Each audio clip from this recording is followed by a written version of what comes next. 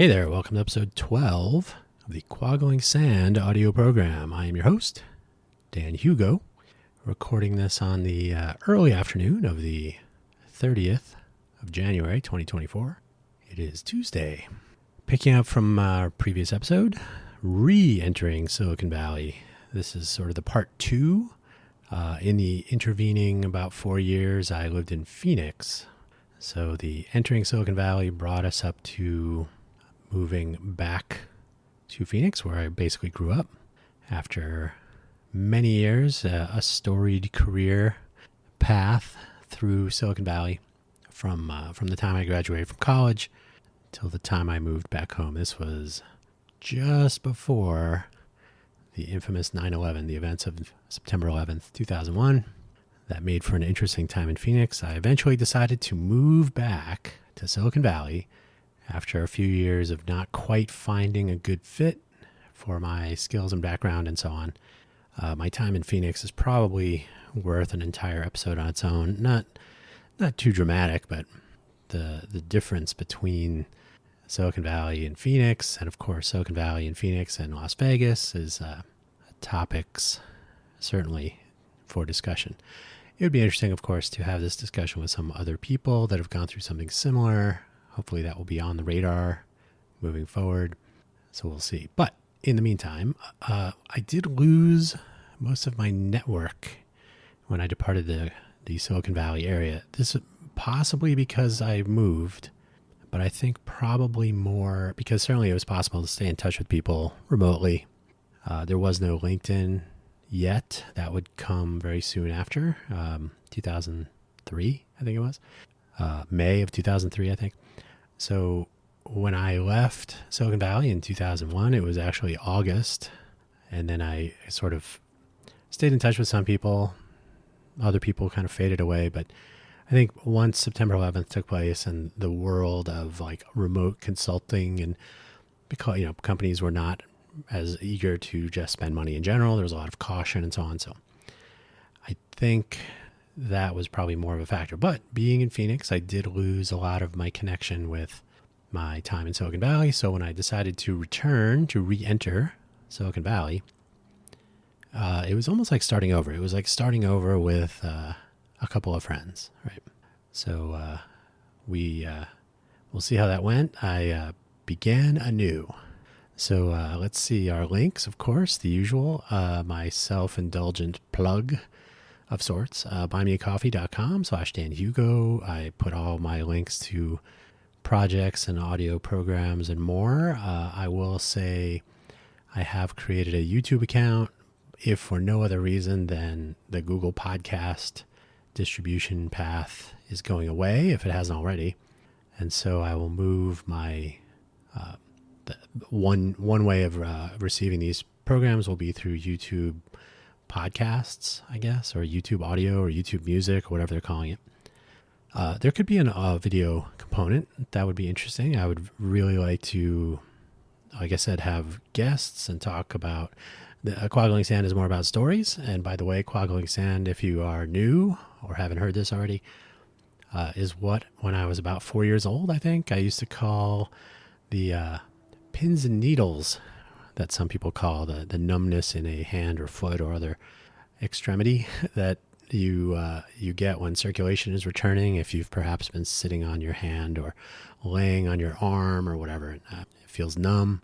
And then as circulation returns and the feeling returns and you, Quaggling Sand, of course.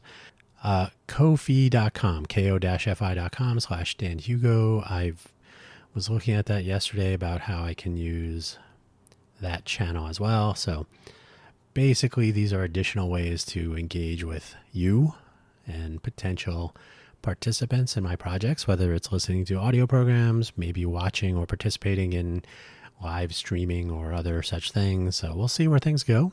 But I will continue to update those. You do not have to buy me a coffee.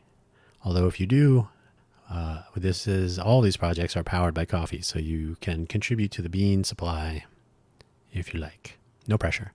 I've included a link to salon.com, so there's no confusion that it was that salon.com that I returned to the Bay Area for my first employer to bring me back, so to speak. So some people would confuse what a salon is. If you are familiar with the website, when I returned, it was a 10-year-old Silicon Valley startup, as in it had gone public. It lost money for 9.5 of the 10 years, or 9.75, I think, of the 10 years. It was an interesting place, but there it is, salon.com. Still in business as far as I know. I'll get to that in a second. There's a Wikipedia page on Salon for some of the backstory. Again, they had lofty goals. I think going public may not have done them well. It was the wave. I think there's something to be said about doing it because other people are doing it and because it seems like a cool idea because we're here in Silicon Valley. I think those are things that don't always fit together. The notion that one can create the next Silicon Valley has similar undertones. And I've grabbed another image from a stylized Silicon Valley map, this time from 2005, which was when I re-entered Silicon Valley. So let's see. We got life in the desert. So I did live in Phoenix for 4 years. It was an interesting time. I ended up doing more remote consulting than working locally. Although at the time, Phoenix was going through its we're going to be the next Silicon Valley period.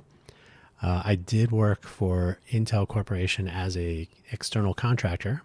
I was doing pre-silicon validation for the Hermone B0 stepping of the X scale, which was formerly known as the strong ARM processor, the good old days. So ARM was still in the picture. Intel is an ARM licensee. That's something that people don't always know. President of the company, Odilani, decided that 100% focus should be on the x86 instruction set because who needs ARM anyway? And a decision for the ages. Anyway, so I did work at Intel, but I also did some other work for other companies that would figure into my eventual journey home. It was not great to be in this new city, to have changed so close. It was August of 2001 when I relocated completely. My final invoice to Leapfrog Toys, my final trip. I can't remember if I drove my car, but my final exit, not to return to Silicon Valley for quite some time, August of 2001. I can still recall waking up early in the morning to Howard Stern describing the events happening in New York that morning. Everything would change, and my remote consulting, traveling for consulting, all those notions sort of faded a little bit for a couple of years. So, interesting time. The local job market was tricky. Any reference to what you could call a salary history, I suppose, was I was actually laughed out of a room one time. What's your salary history? And I answered the question honestly, and I literally received laughter in response. I said, well, you asked for my salary history, not my salary requirements, which are, anyway, that's another time. Eventually, it became clear that Phoenix and me were not meant to be, much as I had realized when I went off to college in 1989. Graduated from college in 93, as you may know. So I decided to relocate back to the Silicon Valley. I was working as a remote contractor for Salon.com because the person I was working for was Mike from Supermac. You may recall Mike and Warren were my two people that interviewed me. I don't know if I mentioned this last episode, but once I was working at Supermac, I think it was Mike, but it might have been both Mike and Warren, said to me, you interviewed like a textbook interview, but like as an employee, as a coworker, you're different and much more interesting. So they suggested that doing the, idealized interview candidate was not great. And they suggested that I just try to be more normal, be yourself. So that was interesting. So a good take home lesson that I've made use of. So I started working for Mike remotely. I don't remember, I think I mentioned this, the nature of Silicon Valley back in the old days. You could give someone your resume and they would make sure it got into the right hands and make sure there was some follow-up. So the direct referral, sort of a direct referral job marketplace, I suppose. And again, pre-LinkedIn days. So in the late 90s, you could, or 99, 2000 even, you could say, hey, can I give you my resume? Or, hey, I'm looking for someone to work in our group. Give me your resume. And that resume, that referral would reach its destination with some sort of effort behind it. And so when I was working at Philips, Mike's resume was submitted to the HR folks at Philips Components, in fact, in San Jose. And a couple of days went by. Mike had not heard anything from Philips, so we were speaking to him on a conference call, I suppose. And he said, "Yeah, I haven't heard from them." So I literally walked over to the HR part of the building, a brief walk, a couple hundred feet, encountered the person who had his resume, and I said, "Hey, Mike has not heard from you." And he said, "Oh, that didn't seem like a match. I tossed it." And I was like, "We didn't give you the resume for you to make that judgment. This was a person we're going to hire into our group." So that was an example where the good old days, the way that worked as far as referrals. So I suppose Mike returned the favor, perhaps, but I ended up working for Mike at Salon. Salon had a 4-person web developer group. So we were in charge of features and making the website work, implementing some of the design changes. That was Lewis would do most of the front end design. I was working on the community commenting letters to the editor, which was kind of a mess. It was a real learning experience for a few reasons, myself included. I was not really a front end developer.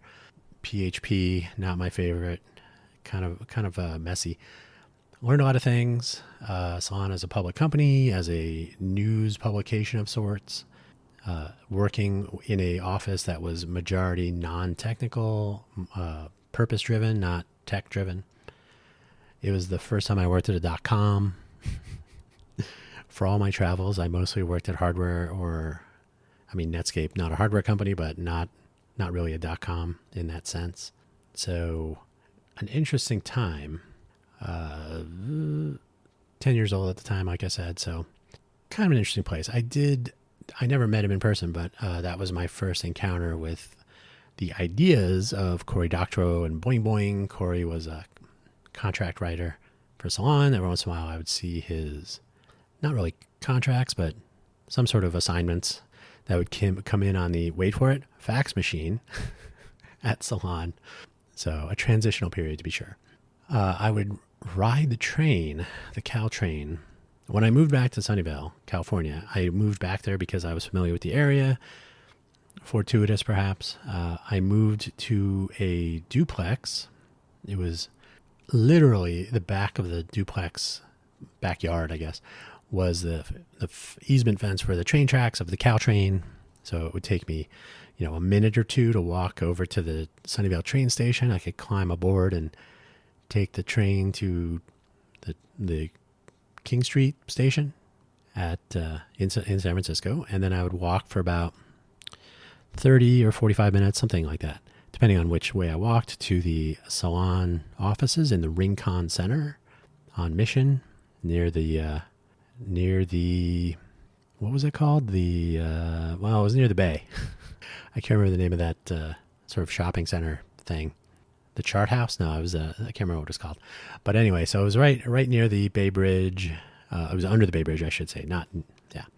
Plenty of walking to the BART and the Muni to get around. We would go to interesting places for lunch now and then. So it was an interesting place. And to be able to take the Caltrain in that mode was useful, although the Caltrain trip, they had introduced an express train idea. So it was about 50 minutes if I caught the express train. If I was catching a local train, it was more like 70 to 75 minutes. Various bits of excitement now and then. The time I missed the last train out of San Francisco was an interesting evening. So, eventually that wore thin. I started working from home. I would be spent all the time. My weekends were spent just recovering from a long commute. I was always the first one in the office, often the last one out. So I really it wasn't worth the time from a money standpoint, although it was very educational. But eventually it was like, this is not really for me.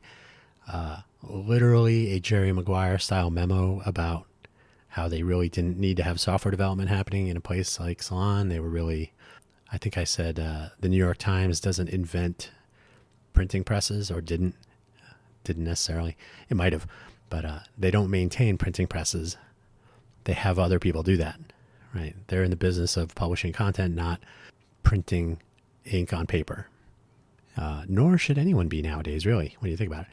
So it was time to depart. I eventually became sort of a freelancer, did some work here and there, which I'll get into, but I got screwed over big time by one direct connection from Salon. He was not a direct investor. He might have been an investor, but he was certainly sort of intimately, I guess would be a one word, involved with the Salon founding, or he was connected to all that.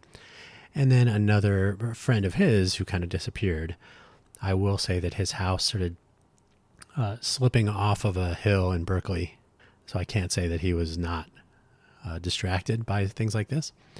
But eventually there were these projects and some others. So good preparation for my time in Vegas anyway, to have these flaky people, we'll say. I did participate in the Leadership Sunnyvale program. A lot of cities have the similarly named and similarly functional programs about you learn how a city functions. In the case of Sunnyvale, Leadership Sunnyvale, usually on the resumes of political, city council, city manager, people in at agencies. The agencies would often sponsor someone from their staff to attend and participate. So I became very familiar with how the city of Sunnyvale functioned. I met everyone, and from there, we got onto the next section of my notes here, the Radio Sunnyvale project. So what we discovered was, I guess the light was shown upon it, Sunnyvale, for being the largest small city on the peninsula, San Jose being the largest, if you call that on the peninsula, San Francisco being the second largest, and then Sunnyvale third. Who knew? At the time, I believe it was 120,000 people. So we're talking, when was this? 2005? So something like that. And so we said, hey, we should make some local media. So one of my classmates from that year's Leadership Sunnyvale class and I launched Radio Sunnyvale. And we had several different shows. We would interview local businesses. We had an open door for most of the city staffers, including the city manager. We would do a weekly show just on things going on in Sunnyvale. We were the only local news media outlet of any kind to interview all of our city council candidates. That was our sort of coming out. And the take home from that experience was that a city like Sunnyvale, which was right in Silicon Valley, was absolutely lousy with innovation culture. The notion that two people could just start a local media company out of nowhere and have everyone in the city kind of say, oh yeah, how can we help? There was a brief toying with the notion of deploying an AM radio, actual low power AM radio station. We had support to do it. The question was whether we would have funding and a sustainable business model in the climate of the day, which was not great. It was around the banking crisis and all that, the subprime mortgages. And so this had to be around 2007, 2008, somewhere in there.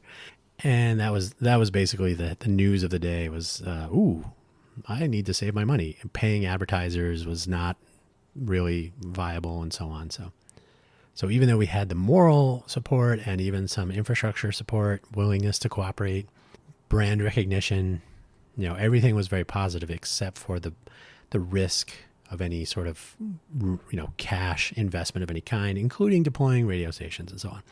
This would have involved, transmitters and antenna and generally material capital investment. And it didn't seem like a good idea. So kind of faded away from there. And eventually I focused more on software projects. Those are a little bit easier to deal with. One of the things I was working on, I could walk very easily to downtown Sunnyvale, so I became friendly with coffee shop owners and pub owners and so on, service industry in general. So the notion of connecting regular customers to people in the service industry, the notion being anyone who's ever watched Cheers, yes, you are a regular at a place, but you are a regular of your favorite bartenders and baristas, and also hair salon, nail salon, anything, restaurants, anywhere where you engage in some way with the people in the service industry, you develop a regular following. And so this was before Facebook pages, but everybody had a phone. So the notion was, and hyperlocal was a big thing at the time. So, hyperlocal, I could connect the bartender or barista or whomever working at this location on this day and time. I'm a regular. I like that bartender, barista, barber, whoever. So yes, you can make an appointment, but just to know when they're working. So you'd say, oh, okay, I will make an appointment on one of these particular days for a haircut, or I'll plan to be in the general area on the Tuesday shift of whoever, So it was an interesting idea. I had 100% interest from every person I showed the prototype to. And the business model was to have the business, the bar, the coffee shop, the salon, wherever, barbershop, pay to engage customers. So it was hyper-local inbound marketing, so to speak. Adoption would have been a steep climb, though, because guess what? You're already a regular. So there was absolute interest, but it wasn't visceral. It was like, yeah, that's a cool idea. But it wasn't, I must have this. And as a one-person company, it was a tricky sort of like, well, to scale this, I would need some sort of, and this was still around the time of touchy, like, don't really want to take too much risk. So I kind of tabled that idea for a little while. There were some other ideas. We were looking at a different way of doing reviews for local businesses. We called them micro reviews, so a Twitter-sized comment rather than a rambling missive as one might find on Yelp, scoring of different feedback elements, aging. That is to say, if I write a review for a business from 5 years ago and I give it a 1-star review for whatever reason, and then today, new ownership, new staff, new this, new that, my review is probably irrelevant. Certainly the story I told would be interesting, but the 1-star reflection on the business today would have diminished value, right? So this whole notion of keeping, we called it valid rate, which is almost as sexy as regular DB, which was my service industry platform. Totally useful, totally viable. We actually were near a seed round of funding. We had 3 of us working on it, and we were using Bayesian inference to score the Twitter-sized micro reviews. We would eventually move to sentiment analysis had we continued, and to sort of basically scoring and aging different feedback components to end up with a valid rate of a particular business or service. So it was a cool idea. Probably would have been an acquisition target. The Yelp 800-pound gorilla was sort of the target because of the way their reviews work. So interesting times. The seed round fell through. And again, it was a weird economic time. So the seed round source was it came down to something like buying a house or investing in a house or something like that. So it was a risk assessment, and it was the time, the economy, and the general sentiment of the world was caution. So that's the way it is. Various other projects and opportunities. We did Cookie Command. My mom is very proactive in the kitchen and bath industry, and connected many, many people in the greater Phoenix area to bake cookies for troops that were in Iraq. So the Cookie Command was a website to coordinate volunteer activities at like 5 or 6 different kitchen showrooms that had working kitchens so that people could prepare cookies to ship out. And it was a mechanization project that had unforeseen scale, and it worked out pretty well. It was actually kind of fun. So I had the time and the wherewithal to do things like that, and to some other minor projects. Some were sort of interesting, some didn't go anywhere. So it was an interesting time. It was a time of ideation, which will figure into most things. Ideation has always been a thing. It has certainly become more important in recent years, and is a fundamental component of our Innovate for Vegas Foundation effort. Ideation, innovation, implementation, and who knows, integration. The eyes have it. So then, I can't remember how the contact happened, but I had a discussion at some point with a former Newton Group colleague. The person in the Newton Group, he was offered a job at Netscape when I worked at Netscape. So I cannot remember how I came upon this person initially, because Netscape was before the Newton Group, wasn't it? Nope. It was after. Sorry. So this is a person in my little job referral circle of sorts. So he contacted me about working at Palm, the maker of the Palm Pilot, which I actually preferred to the Newton when I was working in the Newton Group, thanks to the graffiti input method. The Palm Pilot was an interesting device. The Palm company was moving to phones. They had Handspring, and they had brought in the Handspring people. I can't remember if they'd acquired the company by that point, but I think they did, or they somehow brought in the phone concept. They had a Windows CE phone at some point, or I don't know. It wasn't a phone. It was a PDA, personal digital assistant.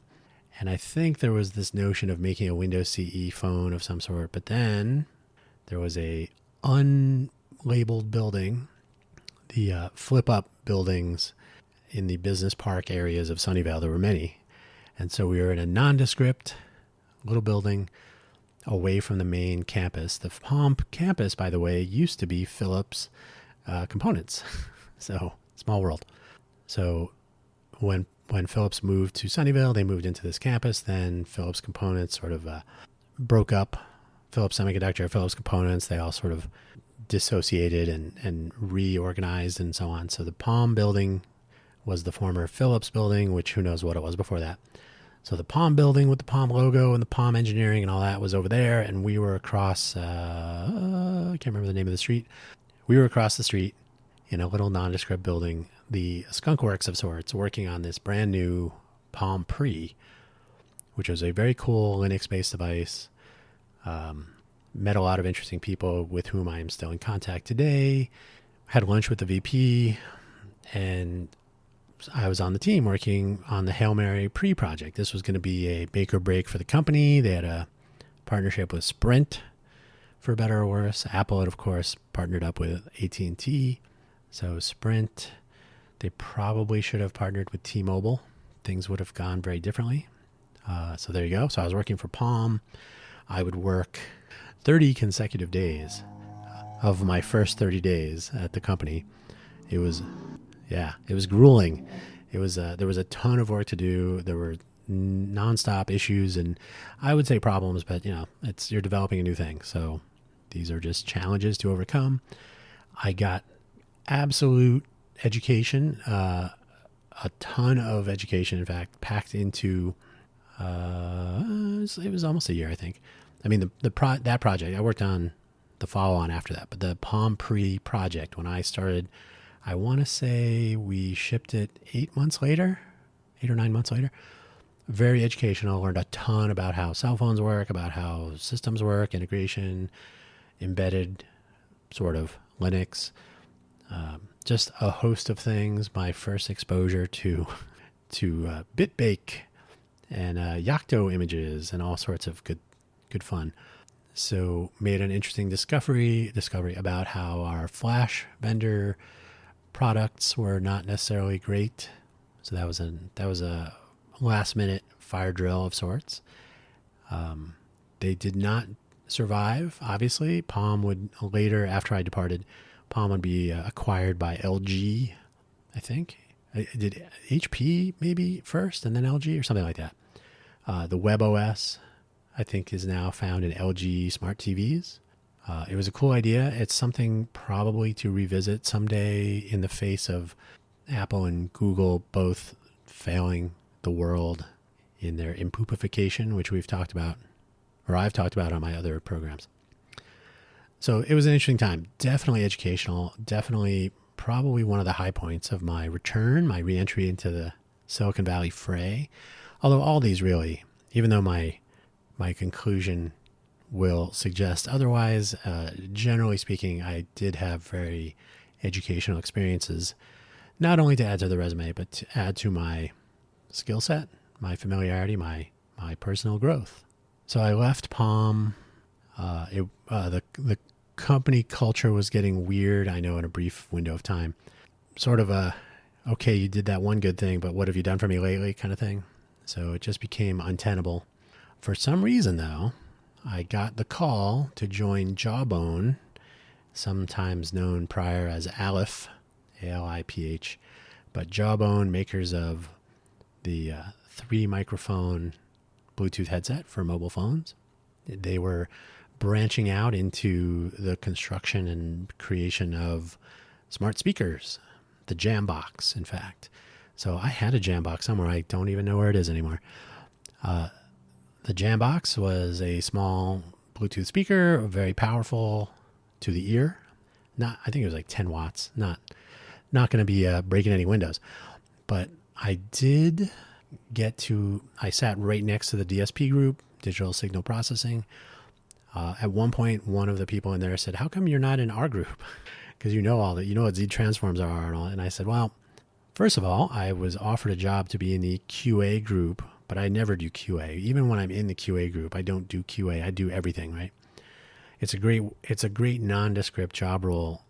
Some people that are deficient believe it's an adversarial role, but it's actually a great way to become 100% familiar with all aspects of a product or project, which I did. My actual task was to take the QC project, quality control, QC process, and enable it to be deployed in an alternate manufacturing facility, which was to be in Mexico. Most production was happening at Foxlink, a family relative of Foxconn in Guangdong province in China. So I did have an opportunity, but I did not actually go to China at that time. Probably should have. But the idea was to implement the production, the manufacturing production lines, take that whole process and make it portable. So I implemented most of what they were doing with open source tools, Matplotlib, NumPy, SciPy. They were using MATLAB, which was expensive per seat. So I just implemented everything on the test side. So they were using MATLAB for development, which is fine. You know, you're paying seat licenses for 5 DSP engineers. That's one thing. But to deploy it in multiple production lines at multiple stations and so on was expensive. So the notion that we could implement all of this in a turnkey open source platform actually shocked the head of the DSP group. He said, "You can do all this with free software?" So that was fun. Learned a lot about QC methodology, data collection, manufacturing intelligence, I suppose you could say, metrics on failures, and did some field failure analysis. So once again, a lot of education. Every role I had in Silicon Valley was a continuation of my education. So that was the innovation culture ran deep. There was always opportunity to learn about how something was, quote, working and how it could be made to work better, so to speak, or to more deeply understand how it was working or not working. There were some very smart people there, underappreciated by upper management, as always. Here, as was the case with Leapfrog, the management was in Emeryville, which is near Berkeley. The engineering was in Los Gatos. Here, the engineering was in Sunnyvale, and the upper management was in a nice, pretty office in San Francisco. Actually, the same building as where Airbnb first sort of got their office space. So as Airbnb was growing, they were upstairs from the Jawbone office, which I had visited a couple of times. Jawbone is probably staying in an Airbnb right now. So there was a definite winner between the two. Ultimately, though, power play, internal silliness, I said, you know what, I think it's time for me to hit the road. So I departed, and I think in a tiny company of empire builders, it was a good idea to jump clear of the blast. And again, our Jawbone is not really, well, the company as it was, they started getting into quantified self. They started getting into fitness bands and so on. It was a disaster, definitely out of their depth. And at some point, the VP from Palm, whom I was working for sort of at Jawbone, announced to this company that had grown up and was completely successful in the Bluetooth headset and speaker market, announced to everyone that the source of 93% of the company's revenue would be going away. That was sort of the beginning of the end of that morale. So anyway, good idea to bail. While I was working at Jawbone, I visited a food truck event at Edgewood Eats in Palo Alto, based on a recommendation from a teller at my credit union. She said, "Hey, my friends open a food truck called Big Shrimpin'. Go check it out." And I said, "Oh, interesting. I hadn't been to a food truck in years, decades." And so began my journey into the exciting world of mobile vending, mobile customers, location. So I started having conversations with various food truck owners. I would attend the Edgewood Eats event, and there are other events, and Twitter was the way. You could geotag your tweets back then. So some food truck owners would do that, but mostly it was tweeting, and you'd have a followership, and you could figure out where your favorite food trucks were at different events. And there was rampant cross promotion. So people were always retweeting their fellow food truck owners. It was an interesting and, once again, educational marketplace to test, check out, to experience, to work in. At some point I said, "Hey, RegularDB focused on service industry humans, employees of restaurants, bars, salons, etc. Those people, they had their regular followings. As a business owner, as a food truck owner, you also have your regular followings, but you are the business owner, so you are not tip driven, you are customer driven." And as I would learn, as most people don't really quite grok, the real business of food trucks or mobile vending is catering. I mean, they are called catering trucks sometimes. The real business is catering, not food truck events. So while most people think, "Oh, it's so fun to go to First Friday here in Vegas," for example, that's not where you make money. Those are marketing events. Some uninitiated food truck owners believe that, I must go to the big events. And that's where they load up on inventory and hire extra help to deal with the crowds. And they walk away and say, "Oh, I actually lost money." So I would always say, "Did you get any new customers?" "What do you mean?" So there was an interesting learning experience working with mobile vendors as business owners and connecting their regular customers through some notions of software tools that I was working on. So I was adapting RegularDB to a mobile vendor booking platform. So it would combine booking, so those catering events or catering business opportunities, with lunchtime events and with these larger events, and to connect all of that through calendaring profile pages of sorts with regular customers. So rather than following on Twitter, you could figure out where your favorite food truck was, where they're going to be tomorrow or next week, what other food trucks would be there, different events, and so on. So I came up with a lot of ideas about how to best engage the two moving targets, the moving food truck, right? The food truck vendor was going to be here and there and somewhere else next week and so on. The customer would be here or there or somewhere else next week. Sometimes they'd be near each other, sometimes not. Opportunistic collisions with your favorite food truck could happen. But in general, like, who's going to be the food truck owner? I mean, who's going to be the food trucks? What's the lineup at my usual food truck event this Friday or at First Friday or wherever? So you might go to a website and you'll see, for example, the First Friday event page, First FFFLV, First Friday Foundation LV, FFFLV.org, I believe it is.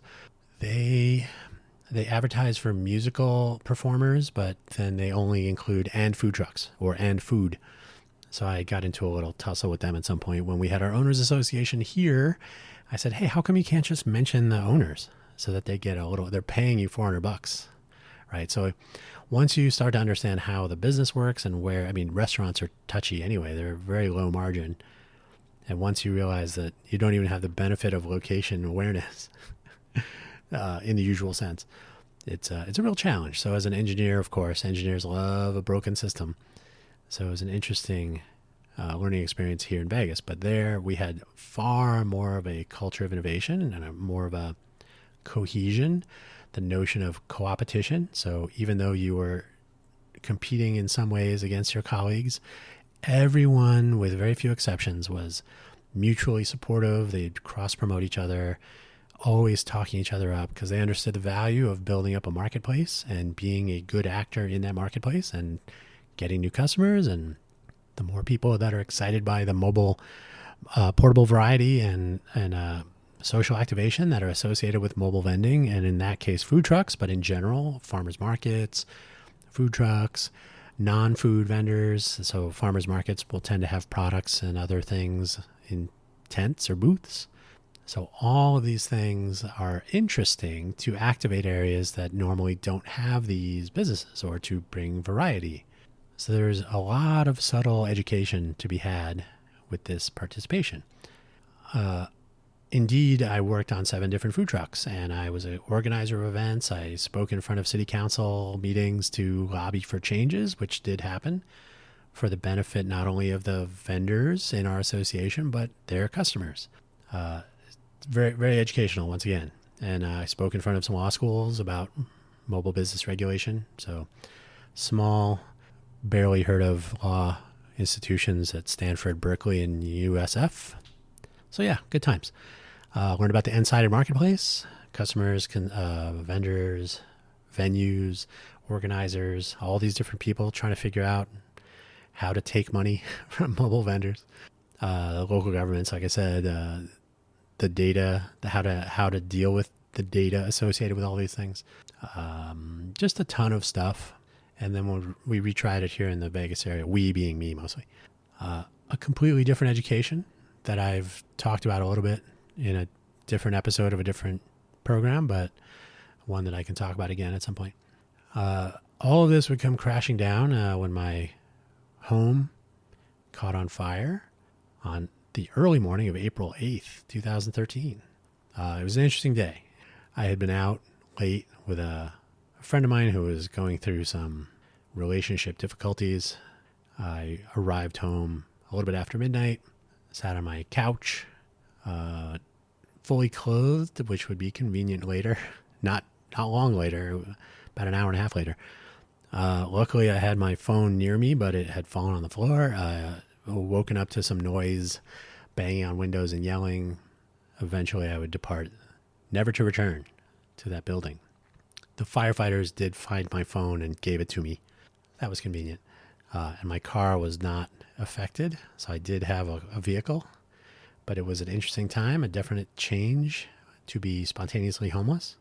About 14 weeks of living in hotels, by the way, in Silicon Valley or in California. And I believe this is generally true. You cannot rent a place for more than a month if it's a normal hotel. So you can get short-term rental places and things like this. But if it's a normal hotel, it's very tricky. You have to basically move out before 30 days. I think 29 days probably is the limit. So you can live in some long-term places, but the prices and so on. So this was a question of, well, I need to find a new place to live, so I'll focus on where am I going to live and deal with the hotel room thing. So did that for a little while. Kind of gave up on the notion of like, why do I want to stay in Silicon Valley exactly? I don't love this place. And the place where I was living, I had not had a rent increase for 7 years. So suddenly the modern era was ridiculous. So at some point I said, maybe I don't want to move back to Phoenix. I already watched my career path take a little loop. So I figured somewhere new, hey, why not Vegas? Let's see what's going on there. So I relocated to Vegas. Didn't really know the full extent of the downtown project or the startup scene in general. And I did not know how the tech scene worked here, the tech bench, like who was here, what was up, what was going on. I had only visited Vegas, from a trade show visitor perspective. Wasn't even really into coming to Vegas for gambling. It was more trade shows. So I had been to Comdex, for example, a long time ago. So I moved to Vegas technically in the middle of July of 2013. It was actually August 1st, officially, 2013. And here I am, 10 and a half years later. So retrospectively, my return to Silicon Valley, this re-entry, was, of course, super educational, and it added a lot to my experience, my resume. But I think if I had to do over again, I may not opt for that. It was because of my connections at Palm that I would end up working for Intel when I was here in Vegas, and I would travel around the world. So if I just based on that, of course, it was generally worthwhile, although I have issues with Intel and some of those experiences. But generally speaking, that was a positive outcome. But in the global sense, could I have done better to move to a different place? Maybe. I didn't really have the opportunities that I had with the salon connection and with the other kind of rebuilt networking, and the mobile food scene obviously became interesting. Would it have been had I moved to somewhere else? Probably not. So the cards were dealt as they were. I'm not totally 100% satisfied with, would I do it again? Maybe. It was the easy way. So I was not getting anywhere in Phoenix. The opportunity presented itself, so I took it to return to Silicon Valley. Was I sliding back down a different hill? Maybe. The formation of Radio Sunnyvale was another positive aspect, very educational. I think the take-home, if anything, the re-entry to Silicon Valley led me to realize, and I kind of realized this the first time, which is why I departed, was that Silicon Valley is not the only place to be. It is probably better thought of, for some, as a place to start. So when I moved there after graduating from college, I could have viewed it as the equivalent of graduate school rather than a destination. It could have been another milestone in a path of career growth, of evolution, of education, and so on. And I think that is the best way to view really any place. The destination should not be about work, I think. It should be about being in a place you want to be. So I think my re-entry, I'm using re-entry as the title of this episode. So my re-entry into the Silicon Valley locale was educational. There was a lot of aspects that were good. There were several that were not great. But ultimately we are the sum of our experiences. So the take home, I would not view Silicon Valley as a destination. It's a business decision, really. You should go to Silicon Valley on the way to other aspiration. I think that's what I've taken from that. So today, I think the really interesting stuff you could argue is happening there just because of the momentum or the preconceived notion. I think the world is full of more interesting people who are not quite so, I'll just say full of themselves, I guess. The world has a lot of people. Silicon Valley has a few million. The world has 7 or 8 billion now, I think it is. So there's a lot of people, and a lot of people are doing very interesting things, and they sometimes aspire to be in Silicon Valley, or sometimes they couldn't imagine it. Some people like myself have been there and done that. I do have the t-shirts somewhere, many t-shirts from my times at Apple. I don't know where they are. I may not have them. I think I do somewhere.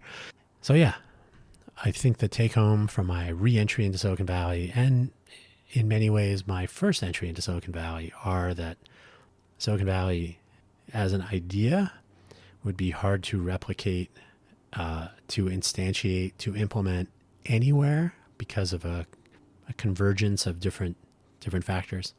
But it's certainly much like any learning, institute of higher learning. How about that? You can have a university anywhere, but they will not all be MIT or Caltech or Harvey Mudd College. They will take on the character of their surroundings and of the people who attend and so on. So the notion that you must reproduce Silicon Valley somewhere else is broken out of the gate. It's a silly proposition that I've commented on elsewhere, and I will continue to do so. But the take home, much as in any higher learning institution you might choose to attend, you should learn while you're there.